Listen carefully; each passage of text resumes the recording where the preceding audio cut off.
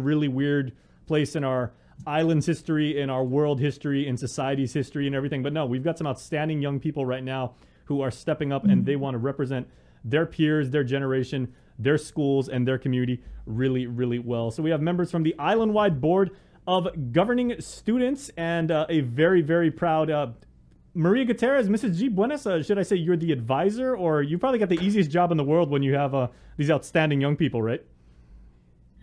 Jason, I am one of the co-advisor. Superintendent Fernandez is the other co-advisor, but I know his schedule is so busy.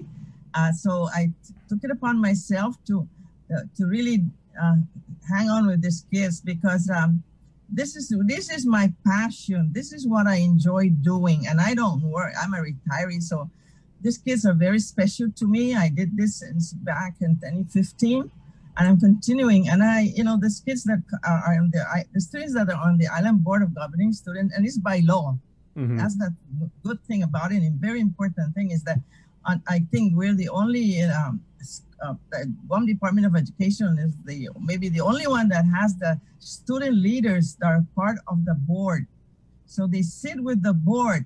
They are very influential in decisions of the board. So I just wanted to, and I know that in the last year before the pandemic, you had some of them on your show, mm-hmm. and they're really excited. So with this group, even though we're in this situation, I wanted to give them the opportunity also to enjoy this, to try this, because I think they're nervous. This is their first time, but I always tell them there's nothing to be nervous about. Just say it like it is.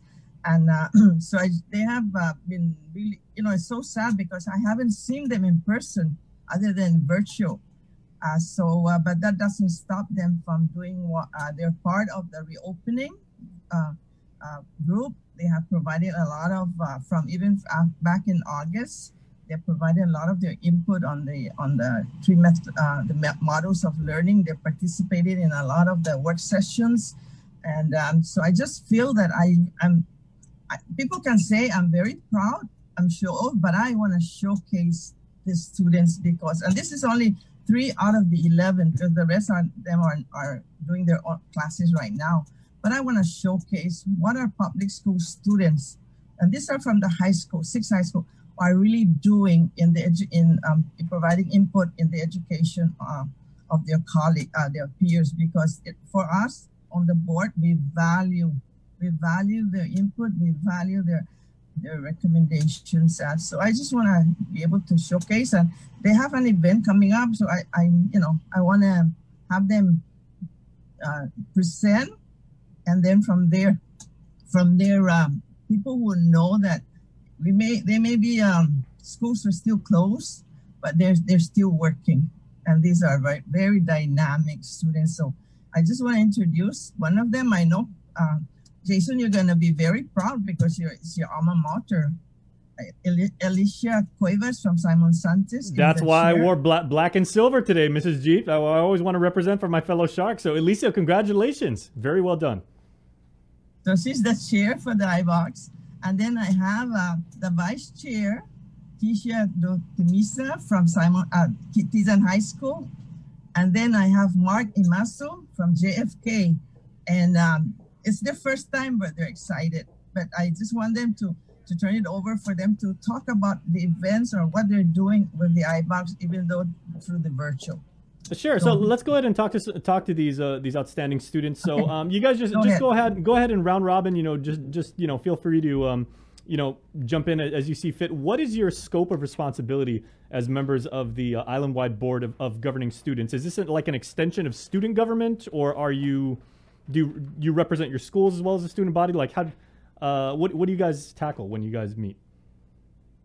So the iBox duties really consist of reviewing and providing input on board policies. We attend board meetings, we attend workshops that correspond to our assigned tasks, we conduct student surveys, and much more. However, due to the COVID-19, we are limited to what we can do virtually. But I believe that, despite having the pandemic, we are trying to contribute whatever we can as much as possible. Mm-hmm. Okay, Mark, how about you? I believe that iWalks is an organization that brings the school representatives from each public high school. They form as one, they work as one, and they make plans as one. And I believe that they're like the leaders and influence through DOE, and it has a better communication towards the board. Mm. Okay, Kezia, am I pronouncing that correct? Kezia? Yeah. Okay, thank you, and welcome to the link again. Good, and thank you for representing Teton Highs, the island's newest high school. You know, the Titans are in very, very good hands under your leadership. So, how is it interacting with like these other students, and like they're very outspoken members. Obviously, they care about their school and about public education and everything like that. So, how has the chemistry and the dynamic been for you and your 10 other representatives? It's actually pretty great. We collaborate a lot on ideas on what to advocate for our student body, and I feel very honored to be working with them because they provide such great ideas on how to go through virtual sessions with the board meetings and things of that nature. Mm-hmm. Okay, now I must ask, when the three of you and the 8 other members of the board meet, there's going to be a point when like you're listening to what the adults and like the older folks say, and they're like, this is what we want to do for public policy and this is how we want to dictate public education. Have you ever felt that one point when you're just like, I know what they're trying to do is in the right direction and I know their intent is genuine and everything like that, but I think they're kind of off base in what works for our generation and what we think we need as students? Have you guys ever had like a difference of opinion? And because you guys certainly are free to say like, I like where it's going. It's just we'd like to voice our, share our perspective on this. Yes, definitely. And they never really prevent us from speaking our mind. And instead, Mrs. G encourages us to communicate our opinions about certain topics. So we never really feel like we're in the margins. And instead, it truly feels like a collaborative effort between. Yeah, because you're board members now, so you won't get your grandparents and your parents won't get mad at you for disrespecting your elders. If you have if you think the Guam Board of Education is doing something you don't disagree with, you're more than welcome to raise your voice. So, Mark, how about you and everything like that? What do you feel as an individual you bring to the table as far as your ideas, your passions, your interests? Looking at it like as student perspective, we all obviously have different thoughts from the adults, and I feel like we experience what's out there, and the adults make the rules, make the laws, and we abide it. But I feel like when we have an idea, an expression of thought, we like to bring it to the table and change things. So what sort of concerns have you guys brought to the board that you feel needs to be addressed? So we did participate in some of the board policies, such as the attendance policy. We provided input on how we feel about hard copy taking attendance and how online take attendance. So for some of us, we actually agreed with what the board was trying to do, like for attendance policy for hard copy, you can take attendance by picking up your packets. But then for some of us, we disagree with that because why would you depend on the parent to be the one to do your attendance? Because, what if some students don't have rides or they're not able to pick up their, their packages? And, I really do believe that the board does take our opinions and they do take what we think into consideration when deciding on their final product. Anyone else have any issues or concerns that they've brought to the board?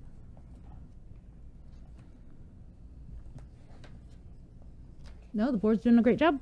Best job ever. Yeah, well, Mrs. G, as a member of the board and everything like that, obviously, you're very, very pleased and you're proud of these students for taking the initiative. But what's been kind of the board's receptiveness to their input and some of their ideas and feedback? Because a lot of maybe what they might promote and what they might suggest are things that your generation may have never even considered, but it's still nonetheless valuable.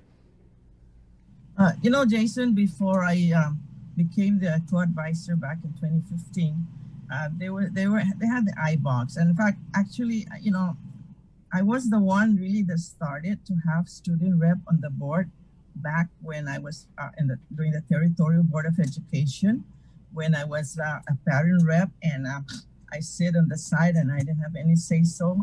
I bring up my concern of parents, and at the time it goes in one year and it goes the other year, and that bothered me. So I really lobby hard with the legislature at that time, Senator Madeline Bordalio, Committee on Education, to please have a parent rep and a student rep on the Territorial Board of Education. So in 1994, when the legislature passed the first elected Territorial Board of Education, it was tri-election, we had the first student rep, and she was voting. And after that, later on, I don't know what happened when I got out of the board for 2 terms. So from that time, I feel that, I hear students about policies that, the board is making policies, not even considering their, asking them how they feel. Just like the parents, we as board members, we make decisions, then we get parents that say, well, this board didn't even ask for input. That's why really now that the Board of Education values the input of our stakeholders, parents, students, teachers, and employees.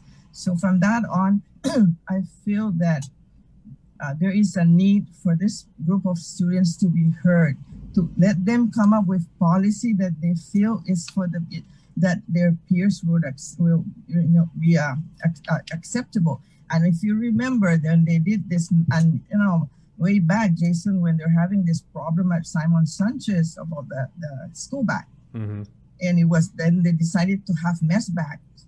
So that was at that time everybody has to wear a bag, non-school bag. The one where parents the teachers, the administrator can see what's in the school bag. I remember that. Yes, and I had students that come to me that knows me that, Mrs. G, Auntie Mary, it's not fair that if my stuff are wet, and it's raining, everything in my bag gets wet because it's a mess bag. And then when I go to the office, they give me a shopping bag, a pellet shopping bag, plastic bag to put my stuff in. So, that bothered me. Or if the student, because I said, we cannot treat the students like that. I'm really sensitive. This group knows that I also have high expectation.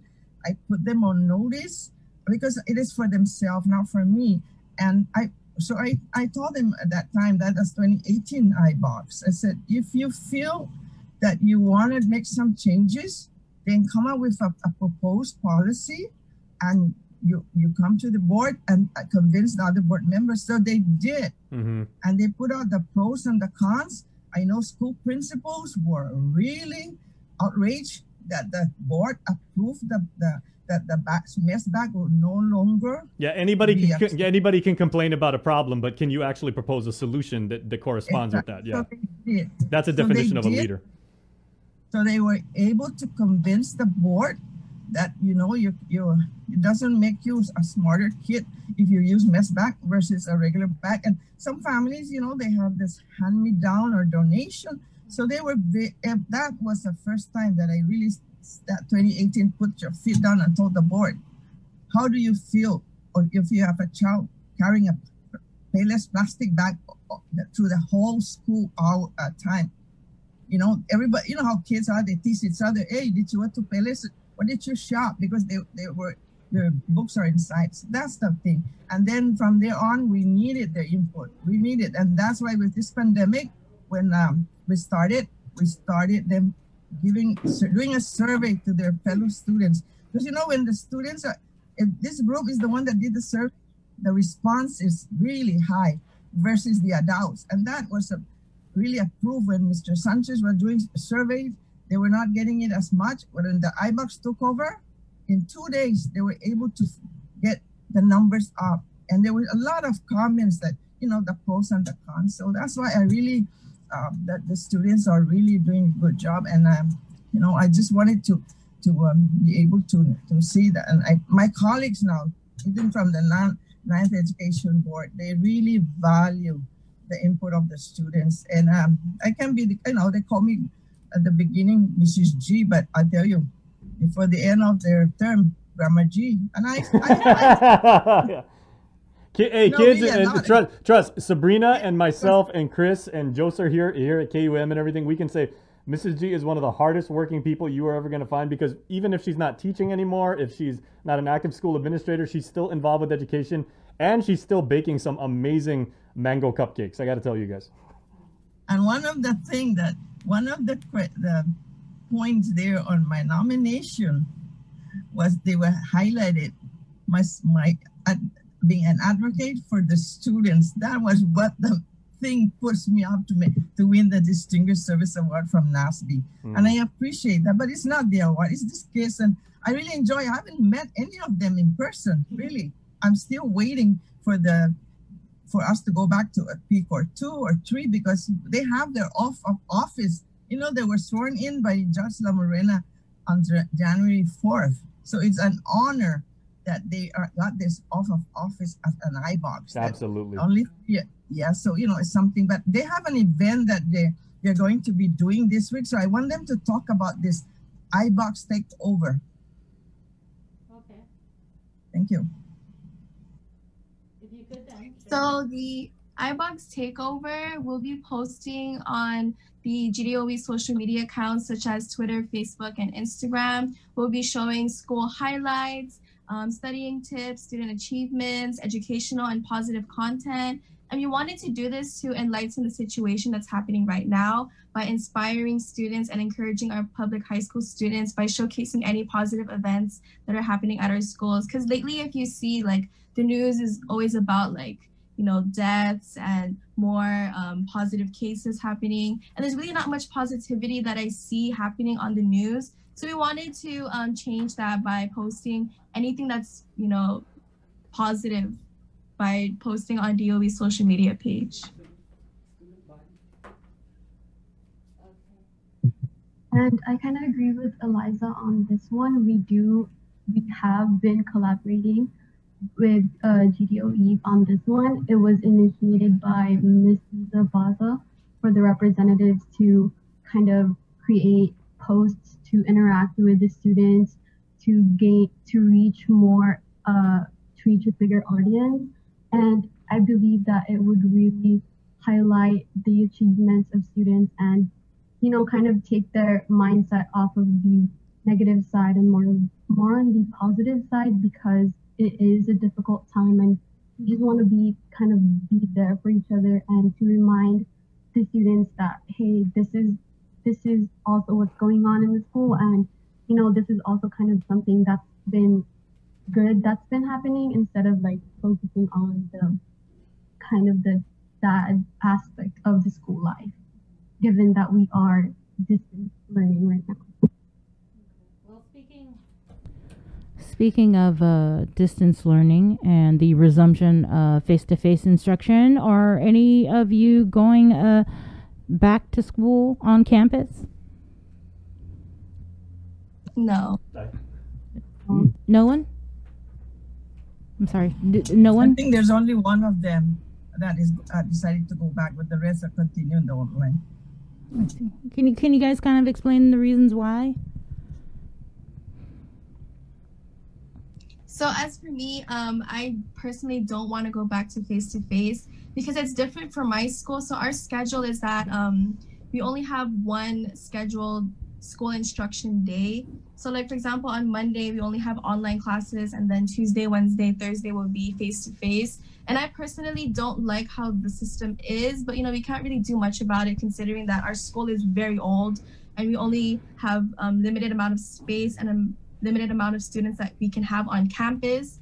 And also, I really am not sure about going face-to-face because I know that DOE is doing their best in ensuring that students are being safe at all times, but one positive case could lead to a really big outbreak, and I don't want to risk that for myself. And knowing that I have really old people living in my house, it's going to affect them as well. So that's why I want to stick to online learning, because although it's really tiring, it's the safetiest thing that we could do right now. Okay. For me, I'm staying online because I like how online learning gives me the autonomy to do more productive things in my free time, given that everything is online now. I can finish my homework within 2 hours and then have free time for the rest of the day, or I can create my own schedule. And for me, I would rather to have that for the rest of the school year.